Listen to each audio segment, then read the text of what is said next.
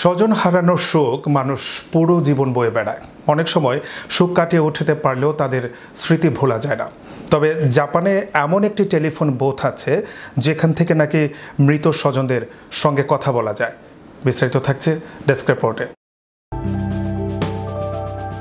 2010 সালে প্রথম এমন সংযোগবিহীন টেলিফোন বুথ তৈরি করেন ইতারো সাসাকি নামে এক ব্যক্তি, যার নামকরণ করেন উইন্ড ফোন। বাতাসে ভেসে না বলা কথা পৌঁছে যাবে প্রয়াত প্রিয়জনের কাছে, এমন ধারণা থেকেই এই নামকরণ করেন ইতারো সাসাকি। কাচের তৈরি টেলিফোন বুথে রয়েছে আদ্যিকালের কালো রঙের এই টেলিফোন। সামনে নোট বই, সোনালী রঙের ডায়ালে ব্যবহারের দাগ স্পষ্ট। এখানেই এপারের লোকেরা কথা বলেন ওপারের লোকদের সঙ্গে। 2011 সালের ভূমিকম্প ও সুনামিতে জাপানের তোহোকু শহরে প্রাণ হারায় প্রায় 15,000 মানুষ। মাত্র আধা ঘন্টার মধ্যে শহরটি পুরো ধ্বংসস্তূপে পরিণত হয়। শহরের প্রায় 10% মানুষ মারা যায় এই ভূমিকম্পে।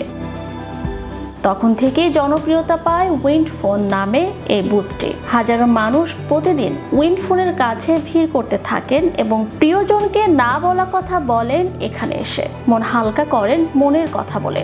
আসলে এই টেলিফোনে কিন্তু কোনো সংযোগ নেই। মৃতদের সঙ্গে কথা বলা পুরোটাই মানুষের কল্পনা। মূলত স্বজন হারানোর ব্যথা মানুষকে সারা জীবন কষ্ট দেয়।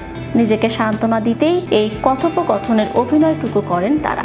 এই বিস্ময়কর ফোন বুথ থেকে অনুপ্রেরণা নিয়ে ওয়েলিংটনের একজন নার্স ওহিরো বে সৈকতে অনুরূপ একটি বুথ স্থাপন করেন, যেন সেখানকার শোকাহত মানুষরা নিজেদের একটু সান্ত্বনা দিতে পারেন।